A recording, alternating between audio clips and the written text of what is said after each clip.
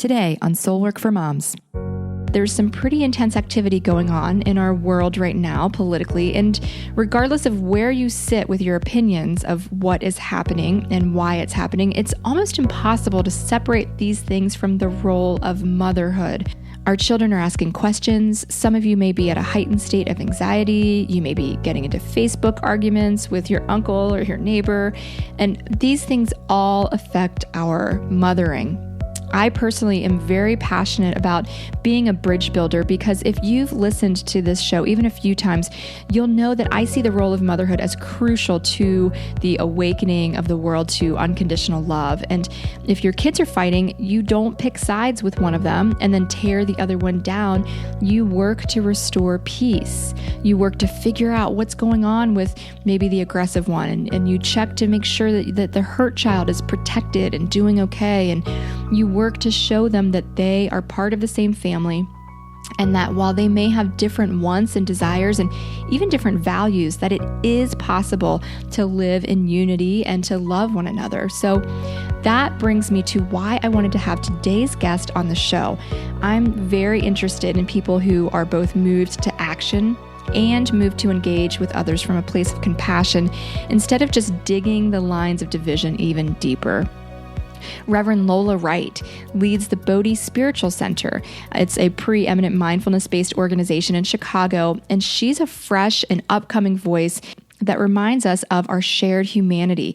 Lola says that she was raised by hip hop and has navigated domestic abuse, addiction, corporate success, and welfare. She's a wife and a mother of 4 children, and she's a reminder of power, faith, trust, and straight up determination. She's a strong voice who reminds us, come on, we've got this. So without further ado, let's jump into the show. And it is my honor to welcome the lovely Reverend Lola Wright to the show, or affectionately known also as Rev Lo. Lola, how are you? I am great. Thank you for having me, Michelle. Absolutely. So glad to have you on to talk about this thing called motherhood and also politics and spirituality and how all those things cross. And I first came into contact with you a couple years ago when I was attending the Conscious Parenting Summit at Bodhi. And since then, I've been following you on social media. I've been watching the live streams of on Sunday services, and you're also on Facebook Monday through Friday live. And on those places, you've talked about what's just going on politically. You are a leader in what I would just call the spiritual world. And I was really interested in having you on to talk about your unique perspective in what you do, what's going on in the world politically, and that you have 4 children. I think we could maybe start to jump into this conversation just about how overwhelming it can be to even know where we fall with regards to how we feel about what's going on. I know that for me, sometimes I feel anger. Sometimes I feel like everything that should be happening is happening. Sometimes I just want to focus on my family. Then sometimes I feel guilt that I should be doing more.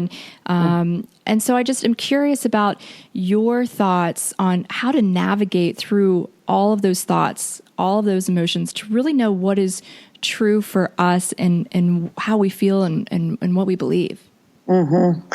Well, I think just the ability that you articulated to notice where you are at any given moment is actually 90% of the game, to be able to witness oneself, to be able to notice oneself, to be able to have an awareness of oneself, I think is huge. It's when we're sort of in the trance of ourself, or when we're sort of seduced by ourself, that we can't always see rightly. So for me, a couple good tools are to just always sort of be in an exploration with myself. Am I being motivated by fear right now? Or am I being motivated by love? Am I being motivated by scarcity right now? Or am I being motivated by generosity?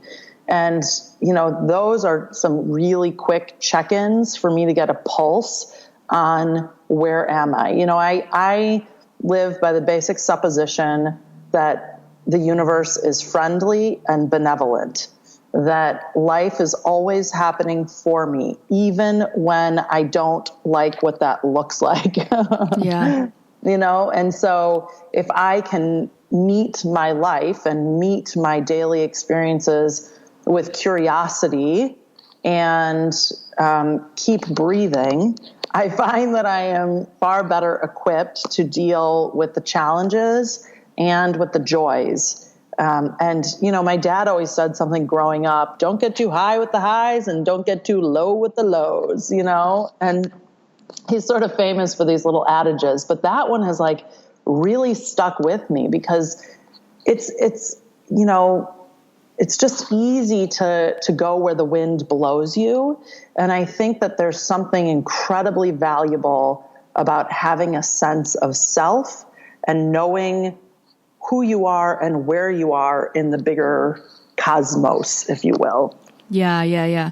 And I think that what can happen for some, for maybe many, is that it can be overwhelming to even know where that is with these conflicting feelings. And, I've heard a lot of people say, well, if you're doing nothing, you're adding to the problem. But I argue that for some people, quote, doing nothing is actually doing something. Maybe that, quote, nothing is just like loving your children or having a little more generosity to those around you. So I really think that it doesn't have to look the same for everyone.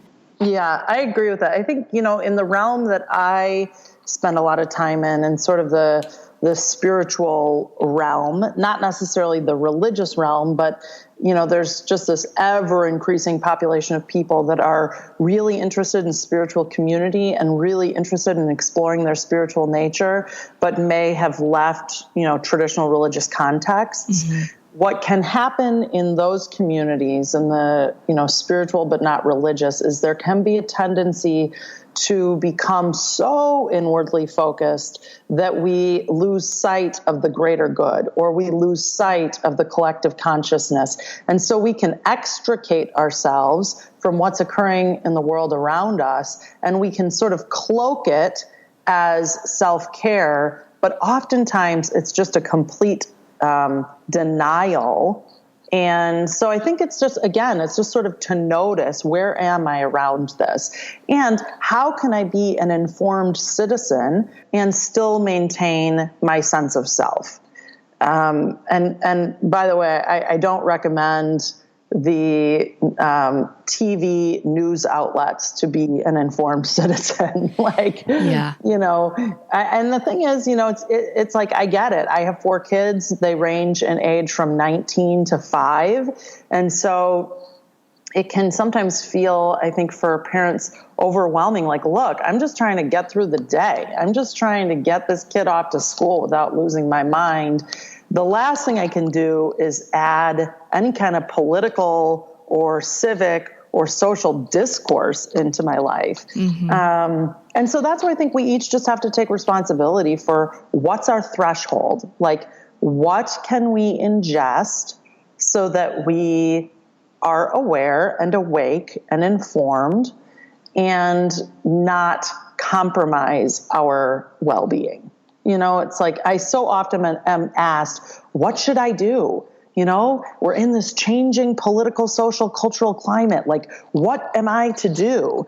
And it's not really for me to say what anyone should do. We each have to just sort of check in with ourselves. The thing that we can all participate in is just what's going on in my corner of the world. Like, what is going on in my area? I live in this amazing little village called Oak Park, which is the first suburb west of Chicago. And it's like my own little utopia. And it absolutely has challenges. But I think it's about as close to perfection as exists in this realm. And they decided to put a Target in on sort of the main little village drag. And I was like, you have got to be kidding me. People cannot drive 12 minutes to our next, nearest Target. Now we have to have this, corporate giant on our quaint little street. Target wants to be a part of utopia also. Yeah. Yeah. And I like checked myself and it was like, Lola, have you been at all involved in local politics, or have you just been enjoying the fruits of decades of labor and now you're upset about Target coming in? Like, so it was a real call to action for me. Like, hey, if I want this village to be the way I want it to be, it's up to me to engage in it to the degree that I'm willing. Yeah, and that goes back to what you were saying earlier about the coming at a place from love or fear, and so if we're feeling that, oh my gosh, one more thing that I've got to be involved in, that's that scarcity versus, am I being called to be involved more? Am I feeling a pull to be involved more? And you said you've got 4 kids, so I'm curious, what kind of interaction for you does that look like with your kids? Conversations, doing things? How does that all fit together for you? So my oldest is a freshman at New York University, and she's incredible. I have a 16-year-old son who's a junior in high school. I have an 8-year-old daughter who's in 2nd grade, and I have a 5-year-old, just turned 5-year-old son in junior kindergarten. And I don't know. I think kids are so brilliant, and I actually think that they are oftentimes a much greater news source than anything you can find in the media, in large part because I think that they're uncensored and they have incredible intuition. Yes. And they're not usually as muddied by fear as we can tend to become through adulthood. So, my oldest daughter is a real activist spirit, and my older 2 children are, their dad's Black, I'm white. And so they primarily identify as Black because that's sort of what gets reflected back to them in the world.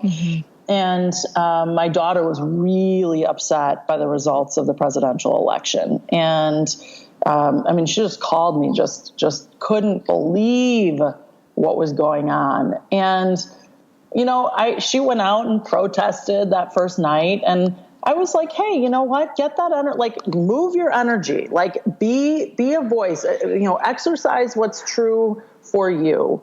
So, there's not like a one size fits all answer. Sure. We have sort of a spectrum of thoughts, feelings, beliefs in our family, but I do think that our kids are just such great teachers for us. A couple weeks ago, I heard my 8-year-old and 5-year-old saying, Donald Trump is a very bad man. And I said, I don't think he's a bad man, in part because I don't think that there's such a thing as bad people. I think that there are times in all of our lives where we make choices that are of and for the highest and greatest good of all beings. And there are times when we don't. And so I just think that, this is a little bit of a tangent, but, especially our little kids, my 5-year-old is so into good guys and bad guys. Everything's all about good guys and bad guys. And that messaging starts so early. Yeah. To start to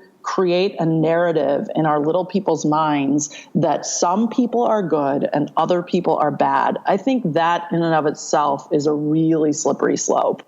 I've said to you before, I really truly believe that if we got in the shoes of every human being on the planet and we had walked the path that they had walked, it would make perfect sense that they are where they are today. And that doesn't mean you have to like it. That doesn't mean you have to support it or condone it.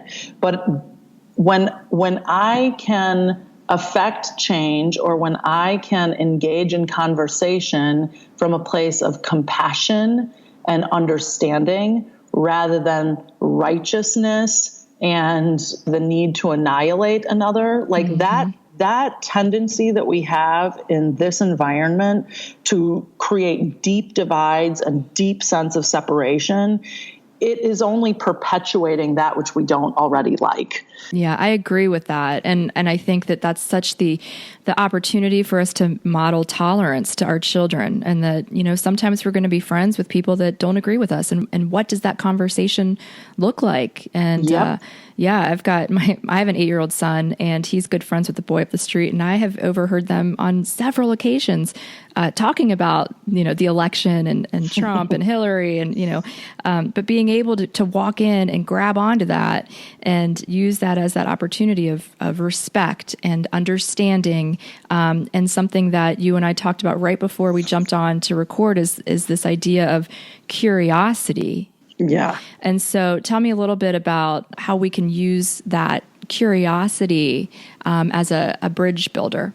Yeah. Well, for me, it's like if I could get curious around what's going on over there in your world and be as interested in you as I am in my position, then something could move. I mean, every statistician would say that people want the same things. And it's just that we dug into our positions and righteousness that we can't move things forward. But wow, what would it be like to lay down the fear? Because, we have this fear that if I don't hold on to my position, I will die, or I will lose, and lose is as close to death as we know in this material realm. But what if that wasn't true? What if I just relaxed that part of my reptilian brain, that survivalist tendency, got over into the world of another? Again, doesn't mean, the same thing occurs when people are wanting to shift something in their life. And, I oftentimes lead people through the practice of accepting their life exactly as it is. And they're like, no, I can't accept my life exactly as it is. You don't understand how much debt I have. You don't understand what my husband's like. You don't understand what my boss is like. I can't accept this as this is. And yet, if you don't accept it, you'll just create more of it. That's the paradox of life. If I could accept this exactly as it is, then I free myself up to create something new.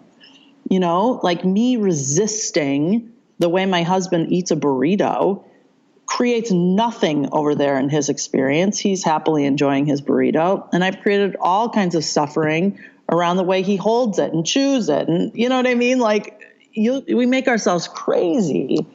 I think honestly that there are rational sides on both sides of the quote fence, on the quote other side, and that having compassion and trying to be curious and be in their shoes, I just think that's really the only way that we are actually going to move forward in a loving, compassionate way that is for the good of all. Mm-hmm. One of the things that I'm most concerned, maybe too strong a word, but most curious about is sort of our obsession with consumption versus our orientation around sharing and generosity. And so I'm just sort of watching the trends of humanity, the trends of people's being. And, I pay attention to pop culture for indicators on that. I pay attention to my kids for indicators on that. I mean, part of the reason I do watch the news is because I think it is some kind of indication of what exists in the collective consciousness of humanity. But I think that we have become so individualistic and so oriented around our creature comforts that we have at times lost sight of our familial nature with all living beings, I mean, that's both, that every great world religion really speaks to sort of the interconnectedness that we have one to another. And so my practice is to always ask myself, the one that I least understand, the person I feel the least identified with, how might I cultivate a sense of union with them? How, in my own mind's eye, in my own practice, because anywhere that I have placed someone outside of my heart and mind, I have begun the practice and the process of my own suffering. So one of the practices that we're doing in a class that I teach here at Bodhi on Tuesday nights is it's called the love prayer. and you bring someone or something, an organization, an institution, an individual into your mind's eye. In fact, one of the great ways is turn the TV on, find the person that makes you the craziest, turn the volume off, and just watch them and begin to speak a prayer. I accept you. I bless you. I accept you. I bless you. And again, your mind will start to go, I do not accept that person. I don't like them. I do not, this is dangerous. Accepting someone or something is not condoning what they're up to. Mm-hmm. It's just a practice of non-resistance. And then you create a sense of spaciousness for new solutions and new possibilities. You know, creativity cannot contend with survivalism. When we are in a survival state, we have very few creative solutions available to us.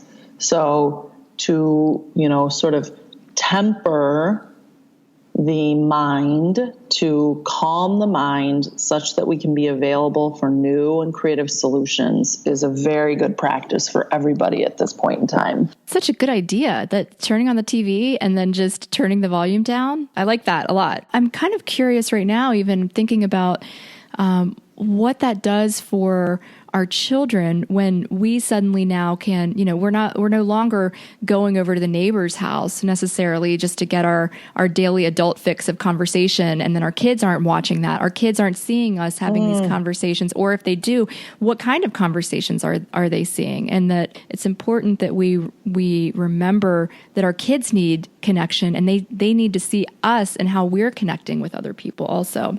Yeah, in healthy and affirming ways. I think that's very true. Yeah. You talked a little bit online about the state of politics, and you said something that I was really interested in talking to you about, and that is a view that society is going through unconscious masculine energy gone awry, and that there's been a calling to bring the divine feminine back into balance. And we're not talking about man, woman here. We're talking about energies. But I wanted to hear you talk a little more about that. Yeah. So exactly to your point, there is a feminine essence in each of us, and there is a masculine essence in each of us. And the masculine essence in each of us is the part of us that's very directive. It penetrates things. It moves things forward. The feminine essence, again, this transcends gender. The feminine essence is the receptive, available, open, spacious aspect of us. And, I really think that every breakthrough is preceded by a breakdown. That's absolutely my personal experience. And if you look over the test of time, you can see over and over and over again, something new gets born, but right before something new is birthed, it's very dark. And I always love to use the analogy of birth, because anybody that has birthed a child, that the last 3 centimeters of dilation, especially for women who weren't anesthetized, it is so dark from 8 centimeters to 10 centimeters. It's so dark, but it's also the shortest time in the laboring process typically. And I think that's, so I think wherever you are on the political spectrum right now, we are in sort of a dark time in our national society. The divisiveness and the division and the righteousness that exists, it's dark. But I feel very encouraged by that, because to me, that's an indicator that something's breaking down for something new to be born. I mean, the number of people that I interact with on a weekly basis that are completely re-examining the way that they're doing life, because they have a sense, I was sold this bill of goods about how my life should look and how I measure success and what are the things that are important. I've achieved all those things, and I still don't have peace of mind. I still don't have happiness. I call that the successfully discontent. You've experienced success, but you're still as discontented as ever. So what that for me really is calling into greater alignment the divine masculine and the divine feminine that lives in each of us. You might get all kinds of upset about me saying this, but I really think one of Hillary Clinton's great challenges was that she didn't allow her feminine essence, her divine feminine, to really come forward. And I don't blame her for that. I mean, I think she's just a product of a very patriarchal system that we've created. And we basically said, in order for you to succeed, whether it's in the corporate world or whether it's in government, you have to have these masculine qualities. And the fact of the matter is that we actually need a harmonious presence. We need a coming together of our parts, not a segmenting of our parts. You know, the fact that we only have, I think, 16% women in C-suite positions in our corporate world is an indication. If we were to somehow correlate the divine feminine, the divine masculine to gender, if we were, and that's sort of a rabbit hole to go down. But if we were, then just looking at, if there is a correlation between gender and essence, then having 16% of major influencers in a corporate space be female, that is an imbalance. That creates a sense of disharmony. And, a very traditional worldview would be like, well, if we had more mothers at home taking care of their kids and more fathers working, then we would have harmony. And I will say, like, my children are so blessed by having a father who is wildly involved in their lives and not working 85, 90 hours a week. I mean, my husband works a ton. He's self-employed. He has a great business, but he is someone he channels that receptive essence in him, that mother energy. We all have a mother energy in us. We all have a paternal energy in us. And when we X out parts of ourselves and we become exaggerated feminine or exaggerated masculine, we create imbalance in the world. The planet's giving us tons of great indicators of that. So how do we do that in interaction with people that either don't care or don't agree that is the objective of the country right now? Having conversations with people that they just don't want to hear that. Is that us having that in our hearts, in our interaction, even when we come up against people that they just don't want to hear it and they want the traditional mom at home life for the world? Well, I would say if everybody kept their own side of the street clean, we'd be in really good shape. It's when we start to project onto others how they should live their lives, we get into real trouble. I think everybody gets to choose, supposedly this is a free land, a free country. We live in a pluralistic society, theoretically. And if we could each allow ourselves to live the way we want to live and then honor the way that others live, even if it's not our choice, I think we would create just a much more harmonious existence. It's sort of like, everybody knows those moms who stand on the playground and get all up in the business of another human being.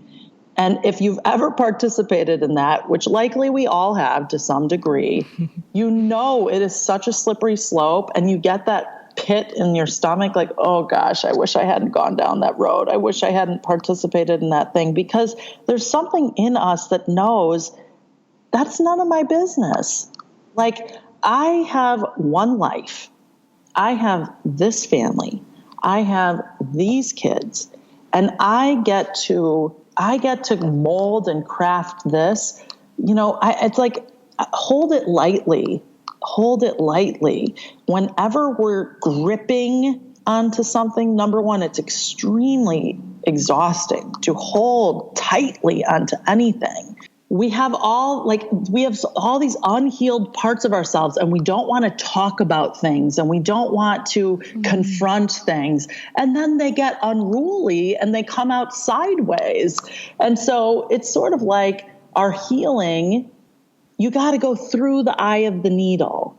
So for me to sit over here and just get self-righteous about how Donald Trump should be or what I think he should do, or it's like, look, he's doing what he's doing. Can I come into acceptance with that? And then what? And just to be clear, like, I take real issue with a number of his policies and positions. So I want to be clear, like, I am not suggesting that we, roll over in the company of that which we have significant disagreement around. But for me to go into character assaults and judgment, it's such a slippery slope. And the fact of the matter is, it doesn't move anything forward. Yeah, I think of it a lot, even in how would I treat my children. If I have a child that is doing wildly what I believe to be inappropriate things, am I going to start calling him names? Am I going to start wishing terrible things on him? No. And so if I'm not going to do that to my children, I don't want to do that to anyone else. To keep bringing up that, I don't want this episode to sound like, you and I are saying, oh, well, this is what we need to do because we don't, agree with Trump. I'm bringing this conversation around because it's important for me to say to everyone that I think that there's real love and clarity on both sides, and there's also real wounding on both sides. Yeah, to be clear, I actually was not, and I don't think that this is all that dissimilar for lots of people, I was not an enthusiast of either of the candidates, so, and again, to me, so to me, in my worldview, I was actually like, cool. Like, I love that he was elected because it's going to bring all the stuff that we've not been wanting to deal with in the collective consciousness to the forefront. Like all of the fears that we have on both sides of the quote unquote aisle, all of the fears, all of the worries, all of the concerns. Look, everything is breaking down. Our educational system is breaking down. Our infrastructure is breaking down. It is time for an American reboot.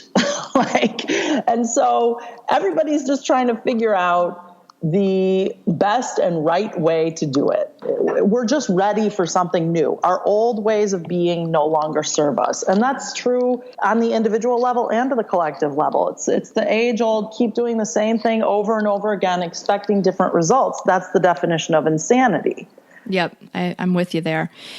You had the opportunity to go to the Sister Giant Conference. I did. Tell us what that was for those that don't know, and can you share some of your big takeaways from that? Yeah, so Marianne Williamson, who's written dozens and dozens of books for many decades, a really brilliant spiritual leader and teacher on the planet, she wanted to create a conference that was oriented around people that were interested in spirituality and engaging them in the political process. And because, the tendency, again, can be in sort of the spiritual realm is that you then sort of absolve yourself of engaging in what I would call the world of form, or the material realm. And is that what some people call spiritual bypassing? Exactly. Yep. And, it can also, it's like you're so spiritually bound, you're of no earthly good. Mm-hmm. It's like, hey, we are in this human experience, so how are you going to participate? And One of the things that I really took away from that conference is she said, look, we can focus as much as we want on this presidential election. And it's not that there's not value in that, but until people start to engage in their local political climate, it's just sort of the same thing over and over again. And so there were a number of people there that talked about just the many thousands of opportunities that exist on a local level, whether it's your school council or your school board, whether it's your city council or your village council. Find a way to engage in what's going on locally, because you actually have far more influence than you may realize. And oftentimes in many of these local seats, they're really looking for people to run. So that was really, really interesting to me. The other thing that was super interesting to me is the founder and creator of the Young Turks, which is a very progressive online media outlet. It's actually has a larger viewership than CNN, MSNBC, or Fox. Wow. And this guy was like, we can't get press passes in DC, and couldn't in the previous administration either. So it was sort of like, this isn't a presidential thing. This is the corporatization of media, the amount of money that is in media that is determining and navigating that which you're going to have access to hearing is so out of control that if you don't take some degree of responsibility of where you get your news from, you're really just sort of a cog in someone else's wheel. Mm-hmm. And, it's why I love how technology has so revolutionized the playing field. Like the fact that you can create a podcast and that any of us can create a podcast or do Facebook Live or, have a platform for yourself to get your voice out there is so exciting because, there just are a handful of players that are influencing the current predominant narrative. And it's really easy to fall asleep and just become sort of gluttonous and not really do your work and find out, what do I really believe? And one of the things that they also talked about is so interesting is, the Tea Party got organized in a very short period of time. Like the success of the Tea Party in the time frame that their success was sort of solidified was really extraordinary. And what, to me, from a spiritual level, what that's a demonstration of is bringing together knowledge and practice. Be informed and then get busy.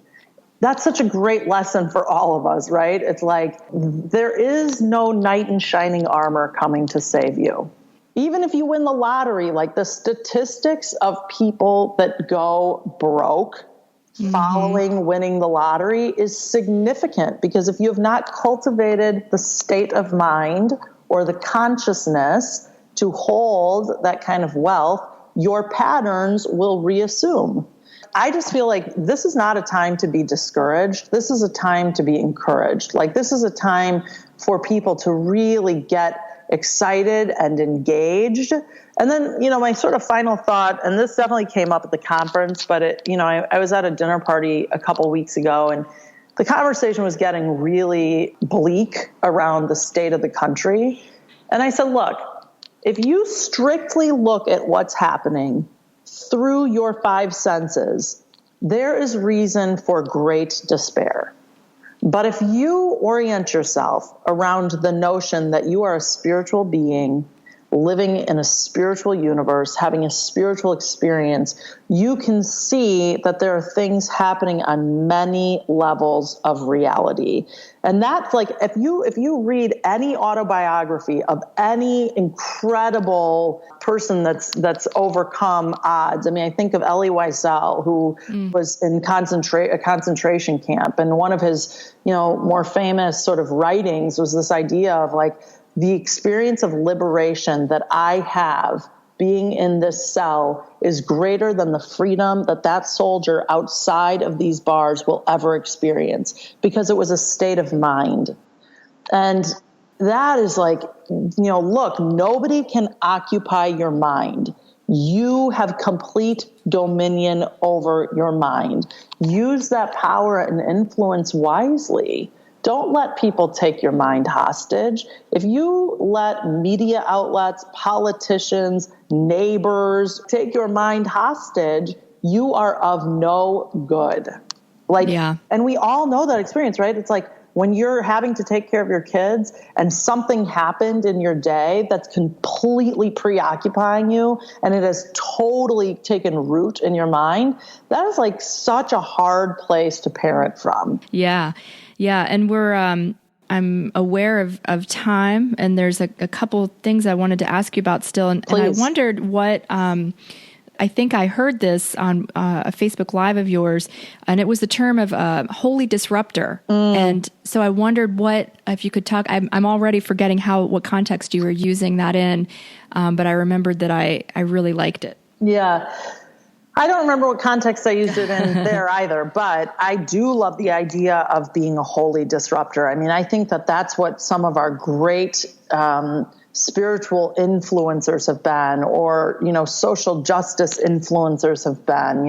Nelson Mandela was a holy disruptor. Mother Teresa was a holy disruptor. Martin Luther King Jr., a holy disruptor. Malcolm X, a holy disruptor. I mean, people who really, they disrupted the status quo. They disrupted the traditional state of mind in a way that was reverential of their spiritual orientation. To again, it's like to get back to if you're so rooted in knowledge, but you never put it into practice, it's conceptual and it matters not. Mm-hmm. If you're so exercising your practice, but you don't have knowledge, you're unwieldy. And so to bring the two together, to be informed, and then to take action, to relate to yourself as an empowered human being that can interrupt, that can disrupt the status quo in a way that isn't about creating greater separation, but about speaking truth, maybe fiercely. I mean, every single mother on the planet knows that guttural response to something that could threaten the well-being of their child or whatever. And that kicks into action. That's that holy disruptor, that mama bear energy, that fierce love.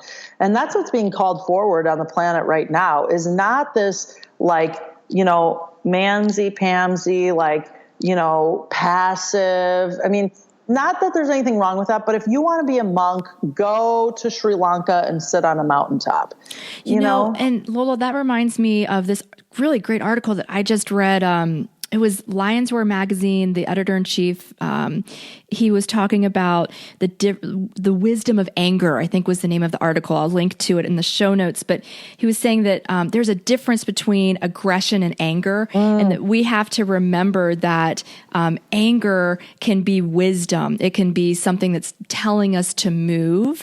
And that from a Buddhist perspective, he was saying that, when it becomes dominated by the ego, then it's aggression. But that we can't forget that anger is given to us as a gift. Moms listening may have all kinds of ways that they are involved on their own personal level, but as a sisterhood of mothers, that if we have love for our children, we can extend that to the love that we have for humanity. And that if we are angry, that we can use that as wisdom and to be a holy disruptor. Absolutely. I mean, I've had a number of parents call me over the years, right? I think as most often some of us have, and they'll say hey, I just wanted to bring up this thing that happened between your child and mine, and I just wanted to bring it to your attention. And there's that part of me that wants to be I'll go into fight mode, I'll notice it in myself. And it's just breathe. Could you be compassionate to this human being? She's just wanting to advocate for her child. There's nothing wrong with her child. There's nothing wrong with your child. Just be curious, listen. And it's man, if we did that at a political level, if we did that on a community level, nobody's out to get you. And I'm angry that your child did this to my child. And it's I get that. I totally get that. This is sort of a tangent. Put it in the notes for people if you want. But I'm a huge fan of the Enneagram, which is basically an ancient mystical personality profiling system. And I'm an 8 on the Enneagram. There are 9 personality types. I know what every member of my board is. I know what all of my staff are. I know what every one of my family members is. And it's super, super helpful. So an 8 on the Enneagram is known as the challenger or the boss. I'm an 8 on the Enneagram. The predictable future for the challenger or the boss is to either be the CEO of a company or to be incarcerated, because whatever they do, they go all the way. Yeah. How many listeners have children like that, right? Where you're they're either going to be an attorney or a CEO or they're going to be in jail. Yeah, exactly. But the core emotion for the Enneagram 8 is anger. And as a woman who's very comfortable in the feeling of anger, it's interesting to watch the discomfort that exists in others. Number one, as a society, we're totally uncomfortable with the feeling of anger. We much prefer joy, sadness, and even fear to anger. But then you compound it as a woman who's comfortable with anger, and you completely upset the apple cart. Yeah. So, I think it's just it's a fun thing to begin to notice, like, where do I give myself full space and time to express my joy? Where do I give myself full space and time to experience my creative self? Where do I give myself full space and time to experience fear or sadness?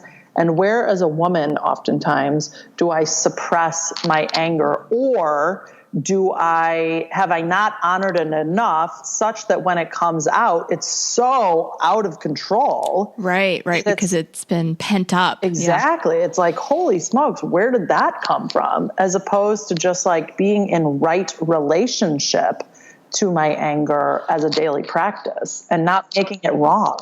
And not being shamed by it. Man, so I feel like we've just scratched the surface. I mean, we could sit here and talk for probably a couple more hours about all of the things that came up. But did you have a soul work action step that you wanted to share? The best practice that I could give in today's time and space is just to notice where you're getting self-righteous or where you're pointing the finger out there, and just give yourself a breath of loving kindness and give the other a breath of loving kindness. And if you're excited about that prayer practice that I indicated, the love prayer, where you just really affirm, I accept you exactly as you are. I bless you exactly as you are. And you can do that with a feeling state. You can do that with a thought that's going through your mind. You can do that with a person, with a place, with a thing. I have practiced that with the IRS. IRS, I accept you and I bless you exactly as you are. That is for my own well-being. So hopefully that's a practice that is of service to people. Awesome. And Lola, if there was one thing that you wanted to make sure that all mothers could know, what would that be? The thing that I want all mothers to know, and the thing I want all beings on the planet to know, is that you are whole, you are holy, you are perfect, you are complete. There is nothing that you have ever done or ever will do that will ever hurt, harm, or hinder the essence of your being. There is nothing wrong with you. You are not broken. I even denounce this idea of perfectly imperfect. There's nothing imperfect about you. You are right where you need to be, doing exactly the very best that you can. Give yourself a breath of loving kindness and know that there's always a next moment to practice something new. You are perfect. Thank you, Lola, so much for coming on today. I loved talking with you. And I want to have you on again another time to talk about some of these topics a little deeper. But thanks so much for being on the show. My honor and privilege. Thank you for asking me.